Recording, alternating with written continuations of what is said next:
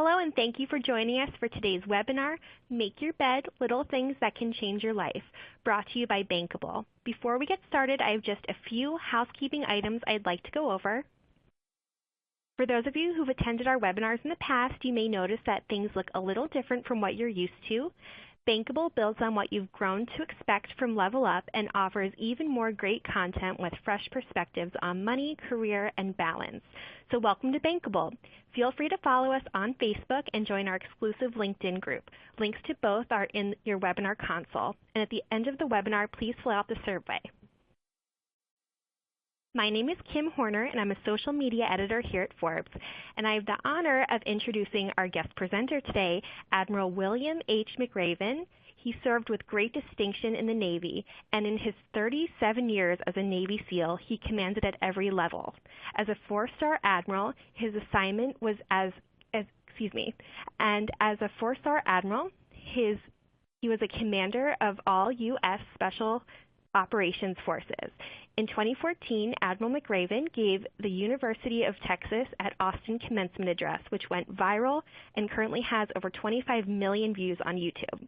His book, Make Your Bed, Little Things That Can Change Your Life and Maybe the World, is based on that speech.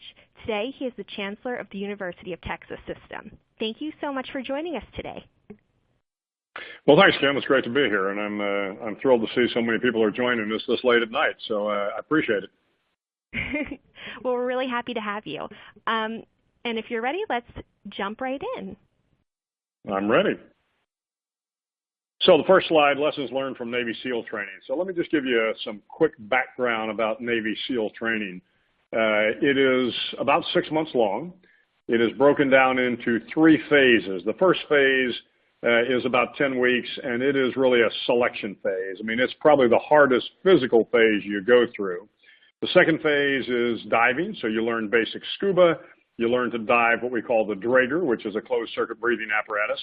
And then the third phase, which is the last phase, and again about 10 weeks long, is land warfare, where you do basic shoot, move, and communicate. But what I told the students at the 2014 commencement was that while SEAL training, I think, is some of the toughest training in the military, it wasn't so much the lessons that I learned in SEAL training that were related to the military. They were really life lessons.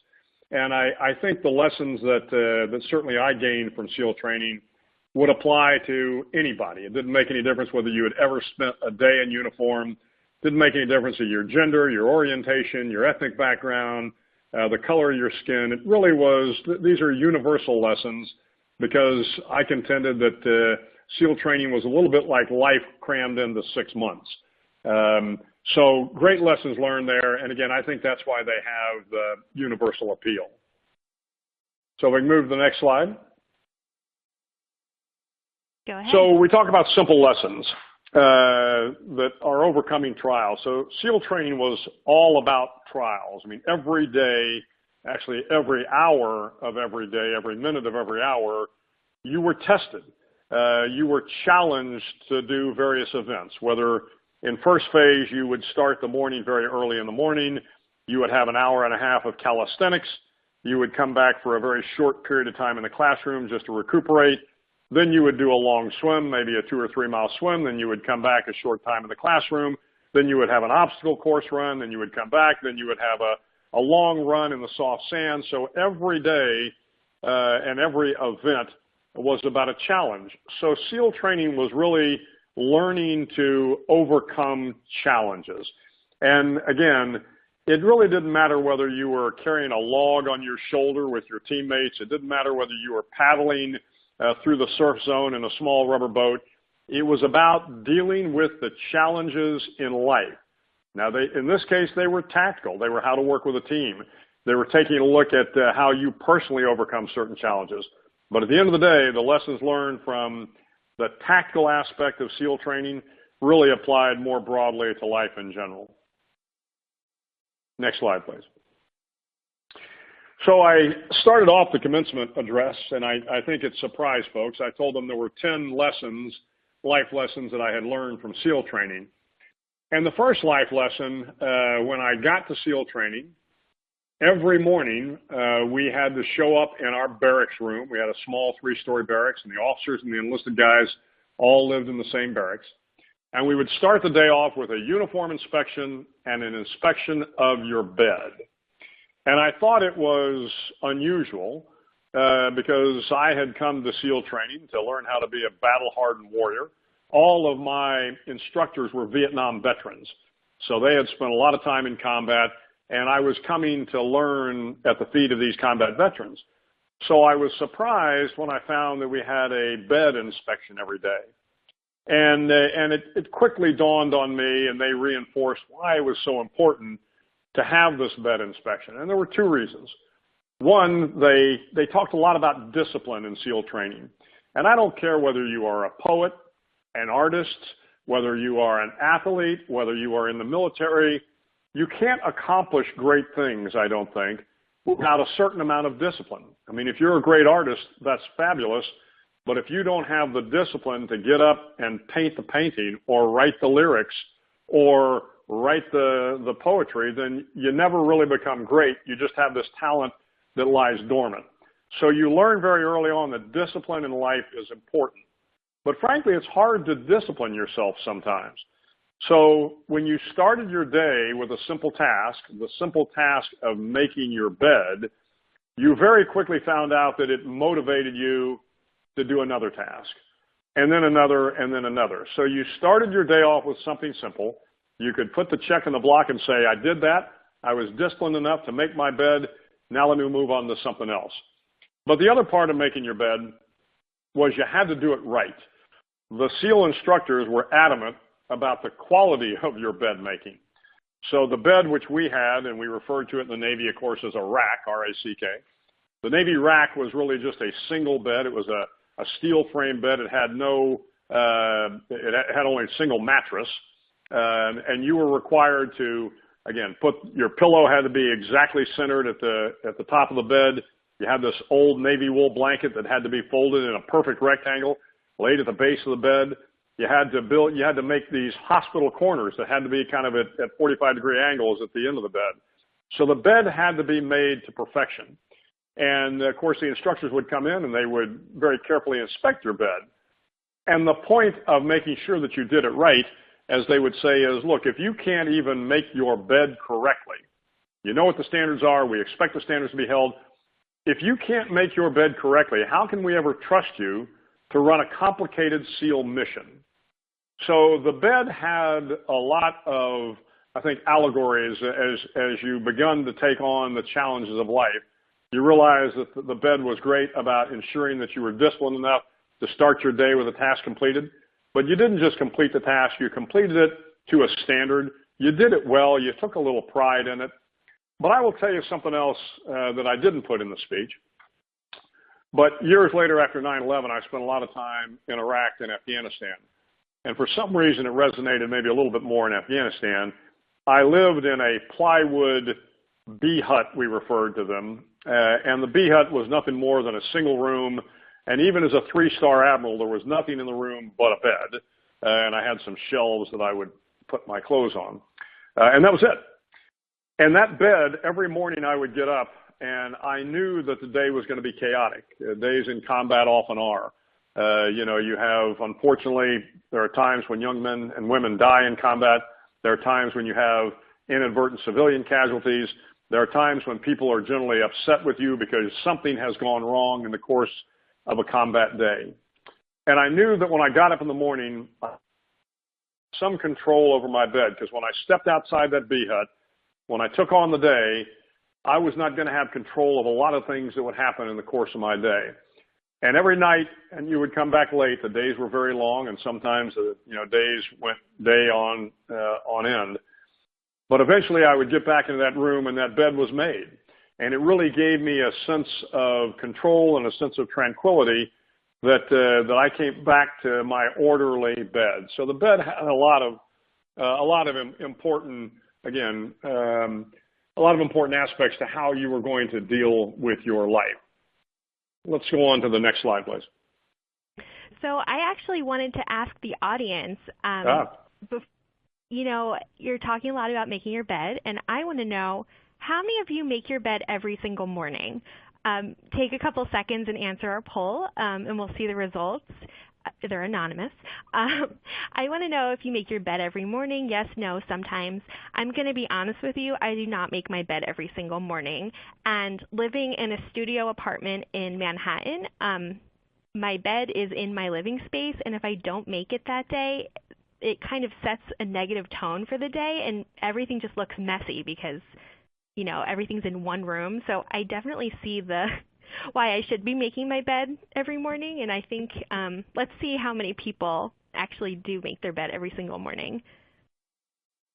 Wow. Okay, so 46% of you make your bed every single morning.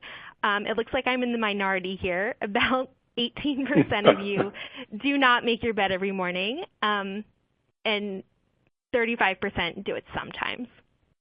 What do you think of that? Should we all be making our bed every single morning? I'm not sure I can't remember whether I said it in the speech, but in the book I talked about the fact that after we captured Saddam Hussein, I would go in every day to check up on him, make sure he was being taken care of.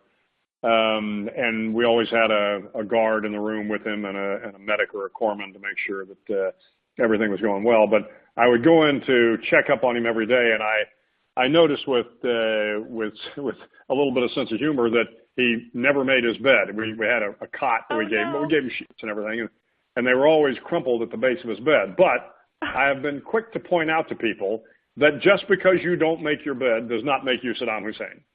So it's okay for people who don't make their bed. The point of the bed is really, if you don't make your bed, there's probably something else that you can do when you get up in the morning that kind of helps you with a little bit of that discipline. Again, the reason the bed was always appealing to me was because it was easy to do, and I felt like I could complete a task and get moving. I'm glad to hear that I am not Saddam Hussein because I don't make my bed. Oh my goodness. Okay, so let's go to the next slide here. There we go. It kind of gives you the lift to start your day, like you just said. Right. So why don't we? Yeah, there we go. There we go. So the story I told in the commencement speech was about in third phase, and as I mentioned, in third phase, we referred to it as land warfare phase, but we went out to a place called San Clemente Island, which is about 80 miles off the coast of San Diego, and it's an island owned by the U.S. military. We do naval gunfire support there, a lot of activities that occur there. But the SEAL, one of the SEAL training camps is out there as well. So we go out to San Clemente Island, and again, we are in the last phase of training. And in fact, when we go out to the island, we're in the last 3 weeks of training. So now everybody has been at this for quite some time. But very early on in the last couple of weeks, you do a night swim. And so the idea is they drop you off in a boat, a mile or so off the coast, and then you have to swim back into the beach. But of course, before you do that night swim, the instructors give you a briefing. They give you a safety briefing, but then they talk to you about all the sharks that are out off the coast of San Clemente. And there are hammerhead sharks, and there are mako sharks, and they go through all the various kinds of sharks, and they show you the pictures of these giant sharks. And then, of course, the great white shark. The area off San Clemente Island is a breeding ground for the great white shark. And so they of course, this is all part of a little bit of the harassment, the good-natured harassment, but to put a little bit of fear in your belly. But they also tell you that if for whatever reason a shark starts to circle you, don't try to swim away. You're not going to outswim the shark. So don't swim away, and you always have a swim buddy with you, another person. So you get essentially back to back, and as the shark starts to circle, if he decides to come darting in, then you have to haul off and punch him in the snout, and the sharks will go away. Will back down. And the fact of the matter is, as we all know, there are sharks everywhere in life. And of course, the sharks being the analogy for bullies. But there are bullies in the workplace. There are bullies on the schoolyard. There are bullies, across the world that I've had to deal with in terms of certain dictators and terrorists. But bullies, if you're going to kind of complete the swim, if you're going to have to make your way through life, I don't care whether you're going from the mailroom to being the CEO, you're going to have to deal with bullies. And the way you deal with a bully is you have to stand up to them. And that's not easy to do.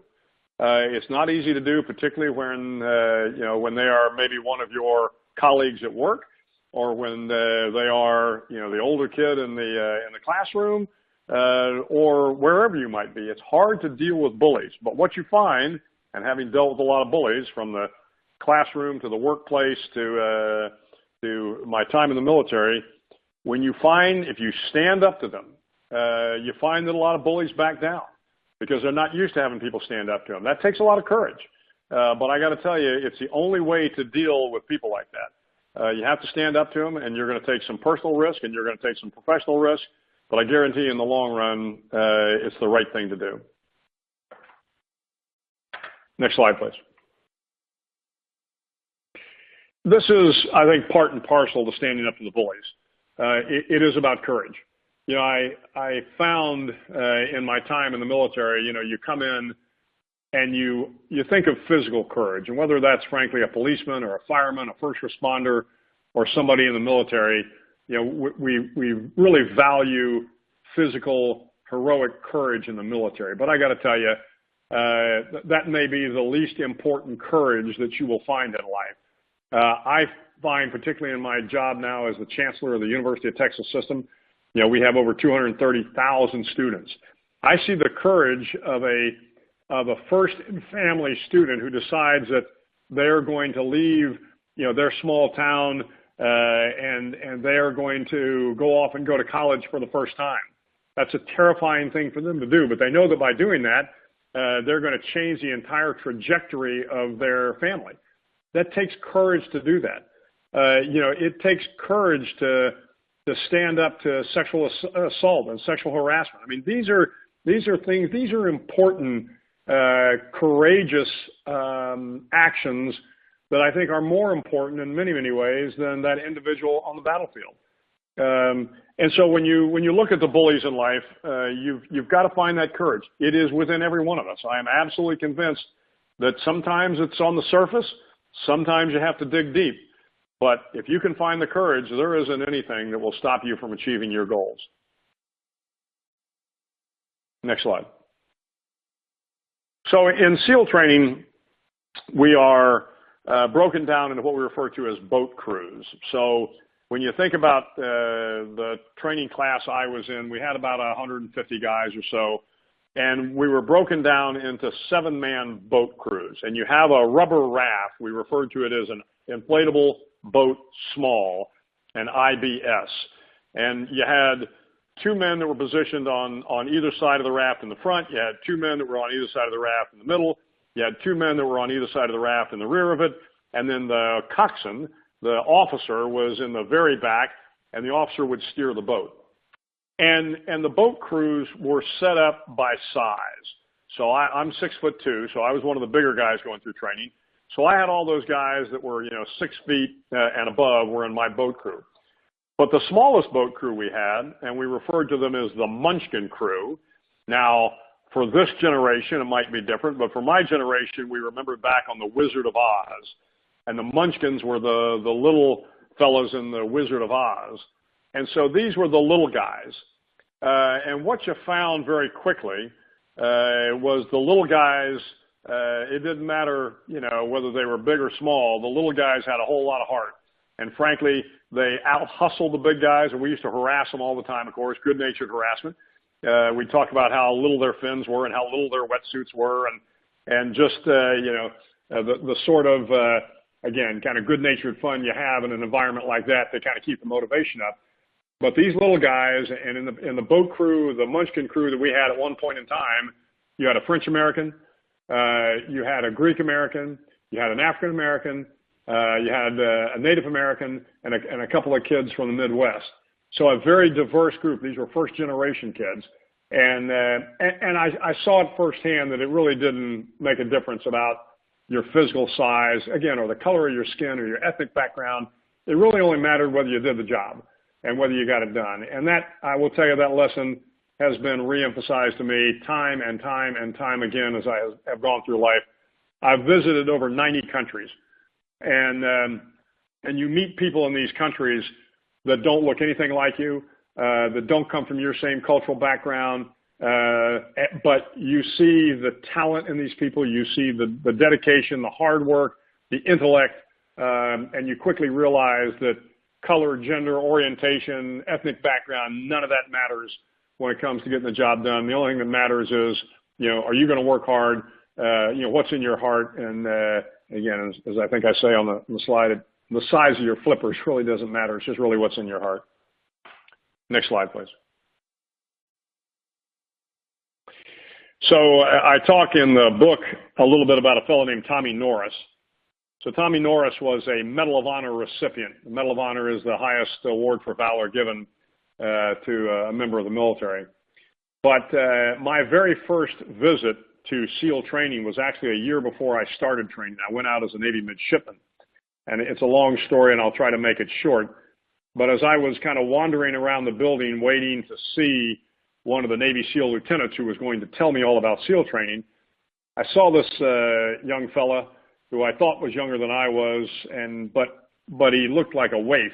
I mean, he was very small, thin, and I remember thinking to myself, wow, who does this guy think he is? He will never make it through training. He was looking at the pictures, and I thought he wanted to be a SEAL. And of course, later on in the day, I was introduced to him, and his name was Tommy Norris. And of course, I had to laugh at myself because Tommy Norris is probably one of the toughest SEALs in the history of the SEAL teams. But again, a fairly small-framed guy. And in fact, when he went through SEAL training many, many years earlier, almost didn't make it through. But he was a guy with a big heart and, of course, a tremendous amount of courage. And I will tell you, I've gotten to know him very well since then. A wonderful human being on top of all of that. Next slide. So I just wanted to, reiterate, all these great stories that were in your speech, and also some that you mentioned briefly during the webinar are all in your book. Make Your Bed, Little Things That Can Change Your Life and Maybe the World.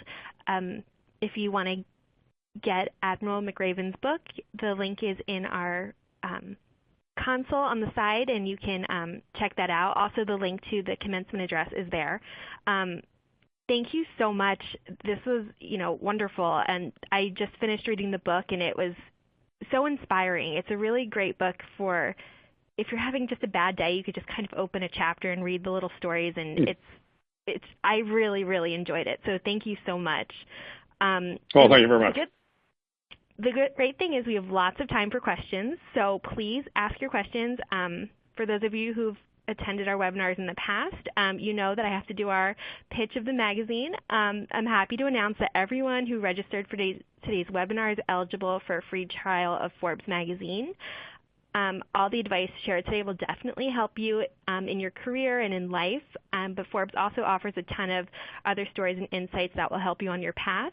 Simply go to www.forbesmagazine.com/bankable and fill out the form. So now, we have lots of questions coming in. Please keep them coming. We have about a half hour for questions, so this is awesome. The first question, a huge fan, this was the first question that we got during the webinar today. They wanted to know, during SEAL training, was there ever a point when you felt like quitting? And if so, can you describe that time and then describe what it was that made you stick it out? Yeah, I can honestly say that I never felt like quitting going through SEAL training. I mean, it was incredibly tough, but I came in with a mindset that basically they were going to have to kill me to stop me from getting through.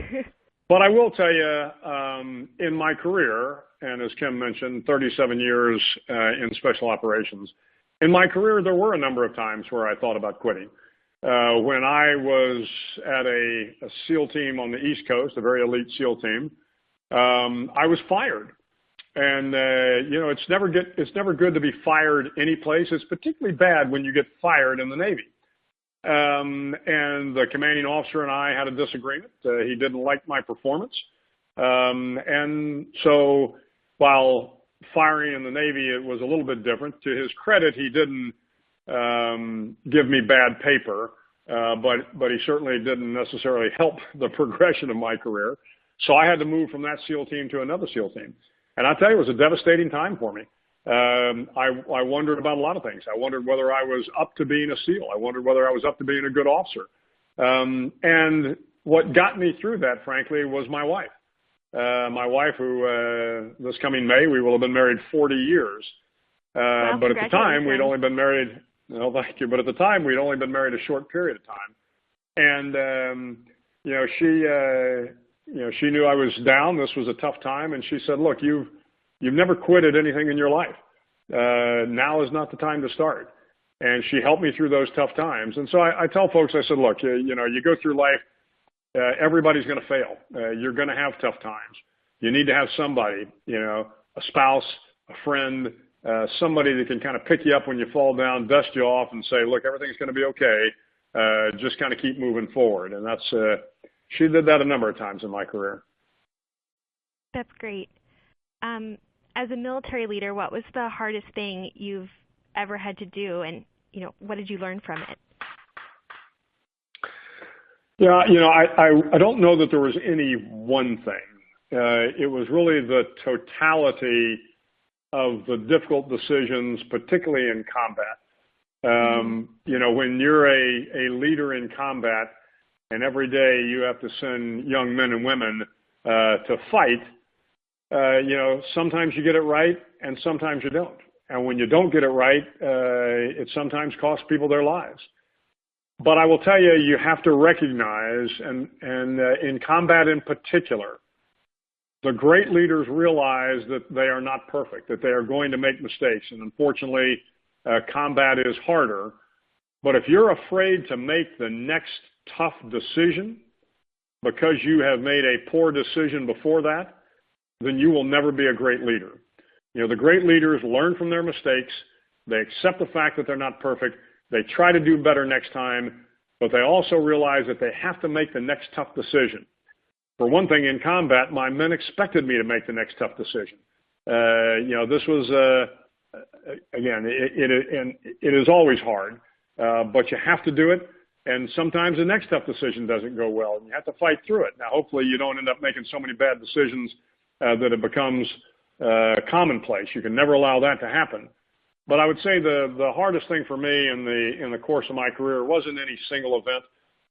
It was just every day, whether, again, in combat or in the environment of training, where training is still very risky in the SEAL teams, you have to make tough decisions and hope that you make the best decision you can. This kind of ties into that. How do you handle the desire to complete tasks to perfection? Obviously, nobody is perfect, but how do you deal with the desire to make everything perfect, make perfect decisions? Yeah, well, that's a great question, actually. So, when I look at things in terms of a tactical or operational framework, if you will. So if I'm looking at a particular mission, I do everything I can to take as much risk out of the mission as possible. So, in a perfect mission, you would love to have zero risk. But as you point out, there is no such thing as a perfect mission. There's no such thing as a perfect plan. We say in the military, no plan survives first contact with the enemy.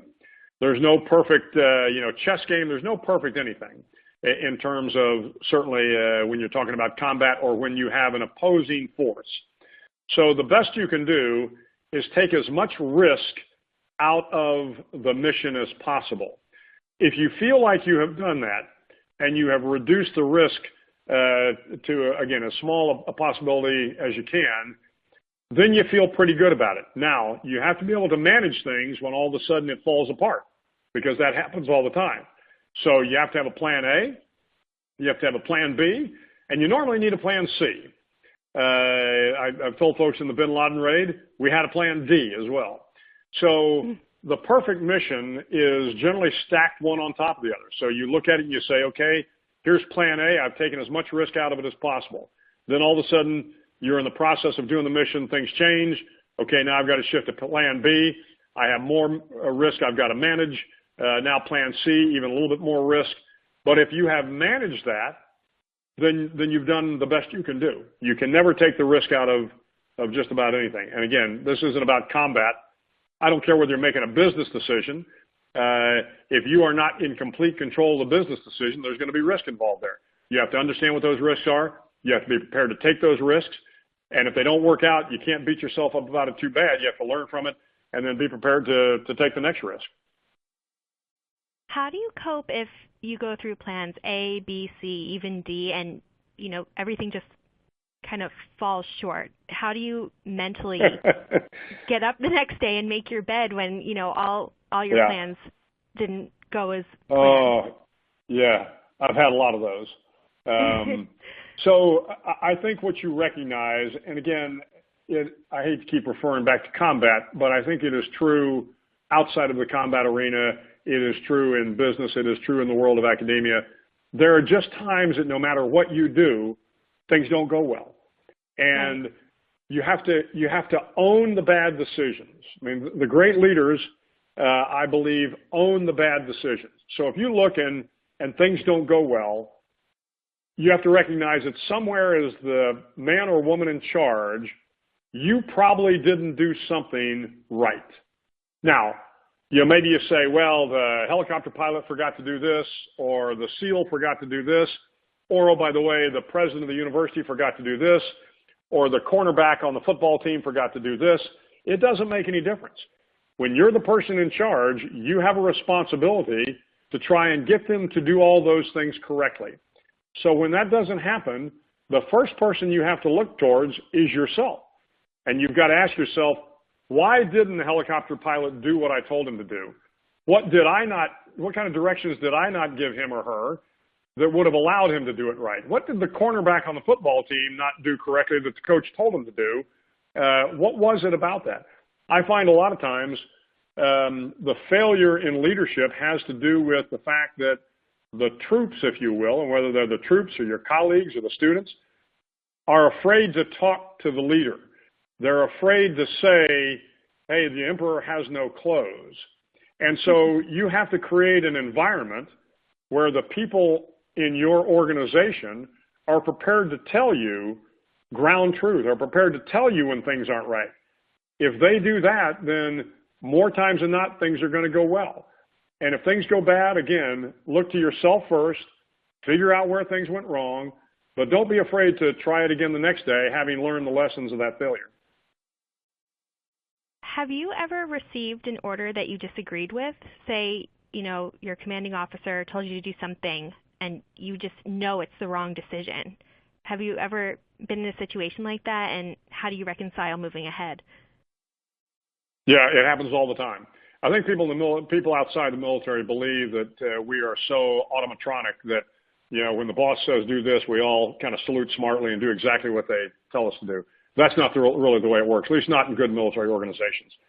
Much about what I was just talking about. You have to build a culture where, for example, for myself as the commander, if I've got this brilliant plan and I'm thinking to myself, this plan is just brilliant, and you take it before the non-commissioned officers or you take it before the junior officers, hopefully you have created a culture where they say, hey, boss, that's really a stupid plan. You've got to be able to have that dialogue. They have to be able to say it respectfully, although not always. But finding myself in a very similar position. So as I have grown up in the SEAL teams, there were many times where my boss, I thought, had the idea wrong. And he gave us, you don't really generally give people orders, but this is what we're going to do. And you've got to be prepared to. It gets back to courage that I talked about earlier. And while it may not be a bully, it's still a situation where you've got to stand up and you've got to say, I'm sorry, sir. I'm sorry, ma'am. I don't think that's the right thing to do. Now, in the military, if at the end of the day, as long as the order, if you will, is moral, legal, and ethical, and you just don't agree with it, well, you do have to salute smartly and move out and do what the commander told you to do. But you need to make sure that if you don't agree with an order given by a superior, that you, in fact, address that, you make your concerns known. But again, if it's illegal, if it is something that is legal, moral, and ethical, then you go do it and hope for the best. Sort of building on that, are there any components that have helped you build the trust in your teams or those that directly report to you? So building that rapport. Yeah, absolutely. There's a great quote by the Pope, and he says, "A shepherd should smell like his sheep." I love that quote. A shepherd should smell like his sheep. And I think that's true for any leader. You cannot sit in your ivory tower. You cannot sit in your office. You have to get out and build rapport with the rank and file of your organization. And I don't care whether you're in an organization of 5 people, 500 people, 50,000 people, or 500,000 people. You have to find a way to build rapport. People have got to learn to trust you. And the way they trust you is you sit down and you talk to them. You find out about their family. You find out about their kids. They find out about you. You've got to make them realize as well that, hey, I'm not perfect. I'm going to make mistakes. I always tell my staff at every organization that I'm in is that, it's not only the right thing to do to tell me when I'm wrong, they have an obligation to tell me when I'm wrong. Because an organization can't move forward if everybody just, follows the head lemming over the cliff. So you've got to be able to build rapport with the people that work for you, and you do that by getting down and finding out how life is for them. I used to go on missions with my guys probably once or twice a month, and I went on the missions with them so I could share the hardship with them, so I could share the danger with them, so that to find out how things were going on in the field, so that when I had to make a decision that affected their lives, I had a much better understanding of that, and hopefully they understood that I was a good guy and was trying to make the best decisions I could. So I think it's really a matter of building the rapport by letting people know kind of who you are, building a personal relationship with as many people as you can. That always helps. Giving such great advice, and we are getting so many great questions too. I'm having trouble picking the next one.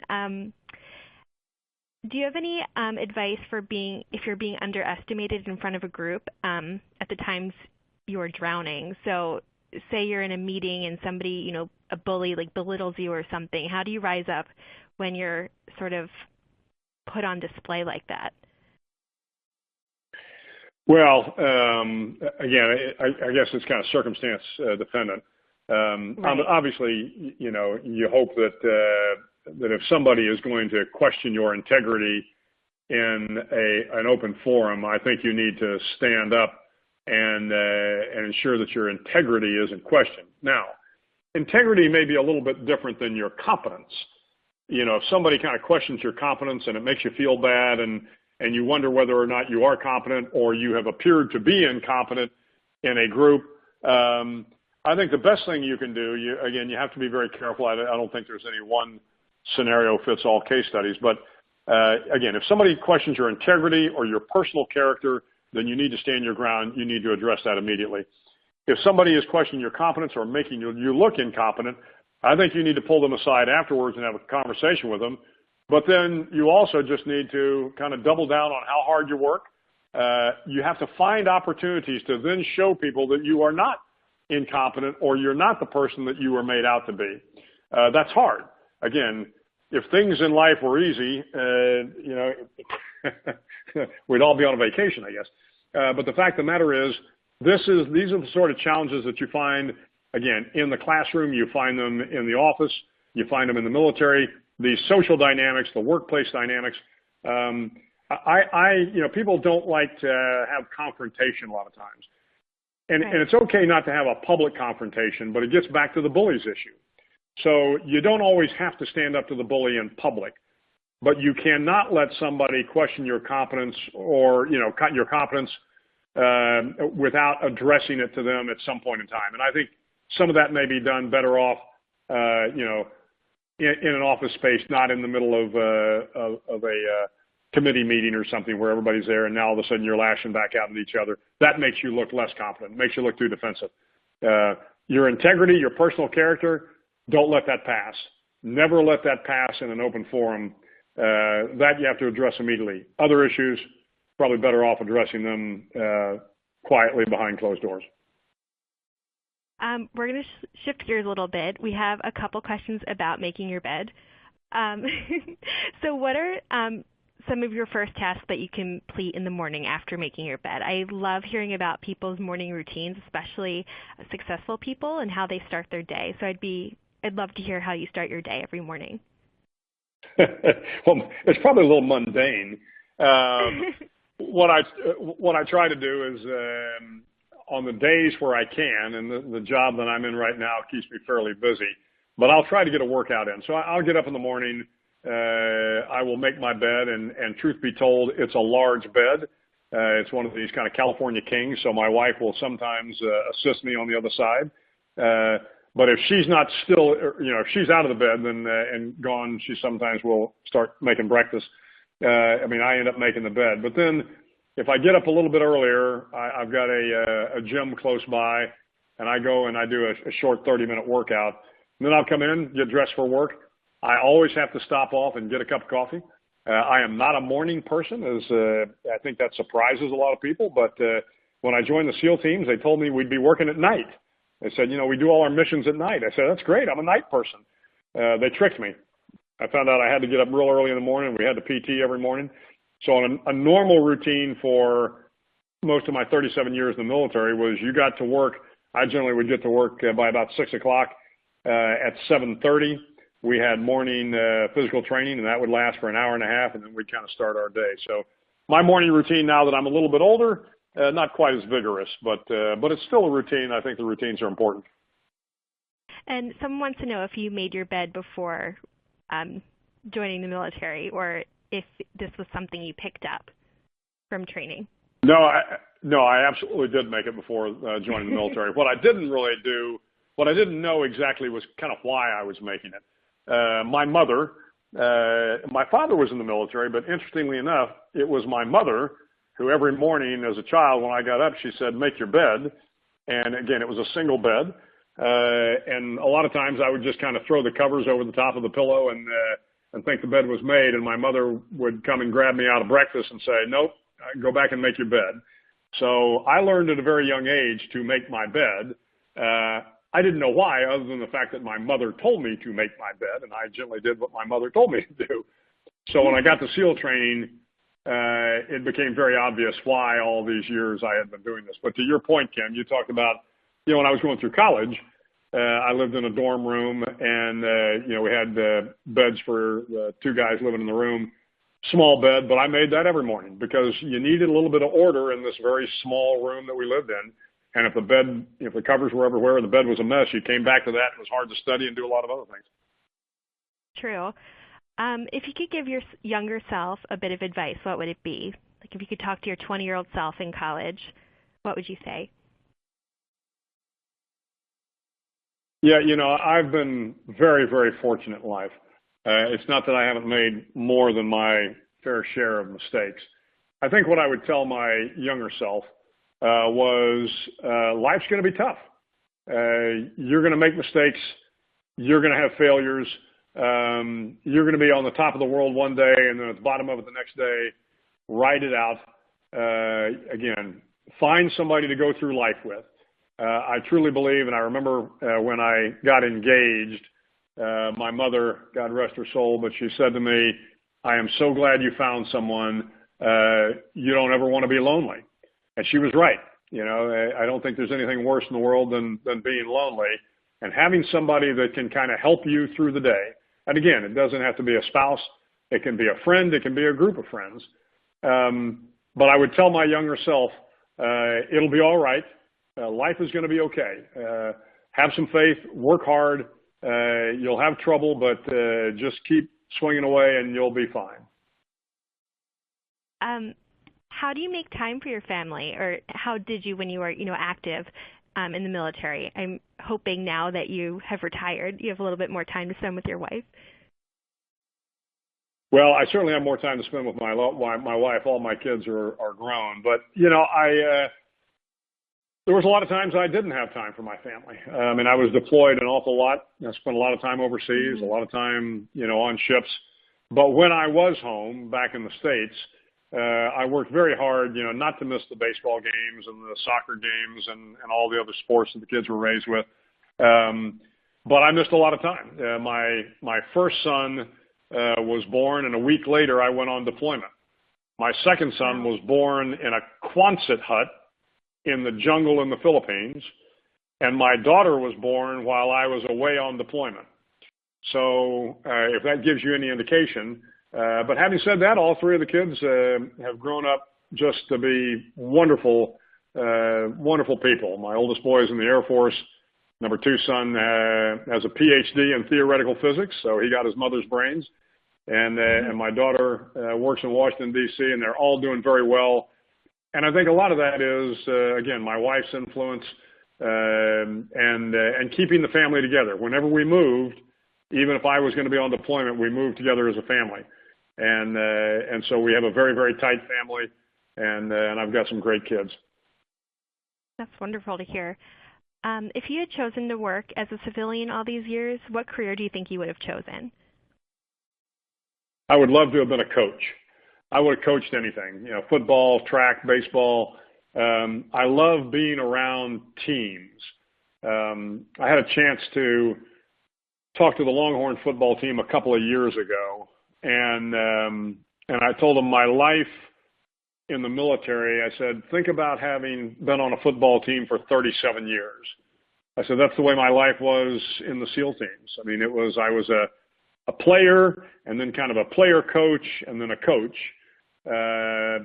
But, you were always around guys and gals trying to do the best they could in a team environment. They had a good mission, and that was great. So if I couldn't have been in the military, I would love to have been a coach, and I would have coached Pop Warner football and enjoyed every minute of it. And this is the other question I like to ask all successful people. What are you reading right now? Do you have any favorite books? Well, this is going to sound a little much. I'm actually reading Leonardo da Vinci, Walter Isaacson's new book. I will tell you that is not normally what is on my book stand, however. I would be misleading if I told you that I always have great academic books. I was reading Camino Island and The Cuban Affair. So I actually like to read, kind of fun escape sort of novels. But Isaacson's such a magnificent writer, and I've always been a fan of Leonardo da Vinci, so I am now reading the book on Da Vinci, and it's fabulous. Do you have favorite books? Do you have a favorite book that you just keep going back to read? Yeah, that's a great question. I do. It's again, I tend to read smaller books. I mean, there's a lot of them. I like the book Mere Christianity, actually. It gives a great kind of treatise on the importance of Christianity. But I also like novels. I'm a John D. McDonnell fan, so he's an old style writer that wrote kind of pulp fiction novels and wrote a whole series on a guy named Travis McGee. And Travis McGee was a quasi-private investigator / boat bum living in Florida, and there was always some mystery surrounding him. So I've got a little bit of an eclectic nature when it comes to books. I do like the escapism. I like scientific books, although it's hard for me to get through them. There's no greater, I think there's nothing more important in life than to be a reader. And I learn something new every day. We also have some folks asking if you're going to be doing a book tour for your book. Do you have any book tours in your near future? I don't. Unfortunately, my day job as the chancellor of the University of Texas system keeps me pretty locked down. So I have not had a chance to do any book tours, and I don't see one coming up anytime in the near future. Well, we're really grateful that you did today's webinar. I know you're a hard man to book. You're very busy. We have a couple more minutes for questions. How has your definition of success changed during your career? Wow. Yeah, I think what I'd tell you is, I came in to the job in the military, and all I wanted to do was the best job I could where I was at the time. I see a lot of, and my kids tend to do this, but I see a lot of the millennials, I see others doing it. They have planned their life out, 20 years in the future. And I really never did that. I just tried to do the best job wherever I was. To me, that was success. And I don't care whether it was washing windows, which I did a lot of, or scrubbing the deck of a naval ship, or leading troops in combat. I just wanted to do the very best at where I was. And when I did that, over time, things added up. And I didn't have a grand vision of my life. I can absolutely, positively tell you, I never thought I would be an admiral. I never thought I would be the chancellor of the University of Texas. I was thinking about maybe being a Navy lieutenant in the SEAL teams. I didn't have great aspirations. But I always wanted to do the best where I was. To me, that was success. Now, as I look back on life, success to me is how many people did I really help?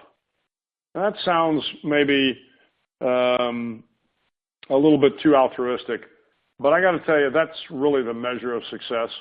It doesn't make that much difference how many medals you have on your chest, how many different titles you had. At the end of the day, it's really the number of people whose lives you change for the better. And I have now begun to see that much more clearly. And I realize that, again, success on the job to me was about doing the very best where I was. Success in life to me is really about how many people's lives did I change for the better. And if at the end of the day somebody says Bill McRaven was a good man, that may sound a little trite, but I believe that's the best legacy you can leave. I think that's wonderful. Who do you admire? Who do you look up to? My wife. I mean, again, too often, particularly in the military, the spouses are underappreciated. I mean, we talk a good story, but the fact of the matter is, they really are the ones that kind of help any officer, any senior enlisted kind of get through life in the military. I mean, my wife was responsible for, raising our 3 kids, for taking care of me. So, and she is just a wonderful human being. And so when I think about people that I admire, she's at the very top of the list. That's so sweet. If you're looking to hire someone, what qualities are most important to you? Yeah, I think perseverance is always important. Drive. I mean, you want to see somebody that has a quiet, humble drive. So, I'm not looking for the guy or gal with a big ego that says, hey, I can handle this job. I can take anything you can throw at me. Those folks a lot of time are a little bit more bluster than they are, real. A lot of times there's not that much to them other than the bluster. I like those people that come in with a quiet confidence, that kind of look you in the eye, that say, I am here. I will do whatever you need me to do. That's the person I'm always looking for. Now, you want to bring the talent. You obviously need talent to get things done. But I also want to make sure that when I hire somebody, some days they're going to have to be, working in the mailroom. Some days they're going to have to be scrubbing the toilets. Some days they're going to have to be doing those small jobs. And if they do those well, do the hard jobs well, those are the sort of folks I want. Because if they can learn to do the little things right, much like making your bed, if they can learn to do the little things right, they're going to be successful at the big things. I've always told all my kids, when you go to a new job, volunteer for the crummiest job that's out there. That will get people's attention. It will get your boss's attention, because it'll be the job that nobody else wants to do. And when you say, hey, I'll take that on, and they go, really, nobody else wants to do that? That's not a very important job. I got that. You do well at that job, and I guarantee you your boss will pay attention and say, one, they volunteered for the crummy job. They did it well. Let's give them another job and see how they do. So I like those people that come in, are prepared to work hard. don't care about where, what job they have to do. They're just ready to help the team out. That's great advice for anyone in any part of your career. As a last question, I want to know what goals and ambitions you have that you still want to accomplish. Yeah, I don't know. I'm asking myself that every day. I think there are things that I still want to do in life. I want to continue to teach. I enjoy. I don't have an opportunity much in the current job I'm in to teach. I would like to find some opportunity to teach, because kind of back to my previous point. I mean, at the end of the day, it really is about the young men and women that you have an opportunity to influence in a positive direction. Because you quickly realize that if you can change one life for the better, you're going to change that person's life and their children's life and their children's children's life, and on and on and on. And so, if I have goals left in life, it's, how can I go about helping as many people as possible in a positive fashion? Well, I'd like to think that you've helped all of us here today. Thank you again so much. Such wonderful advice, and I wish I could just keep picking your brain for hours and hours. I'm going to remind everyone that Admiral McRaven's book is Make Your Bed, Little Things That Can Change Your Life and Maybe the World. Again, thank you so much for joining us today, and thank you everyone for tuning in. Thank you, Kim.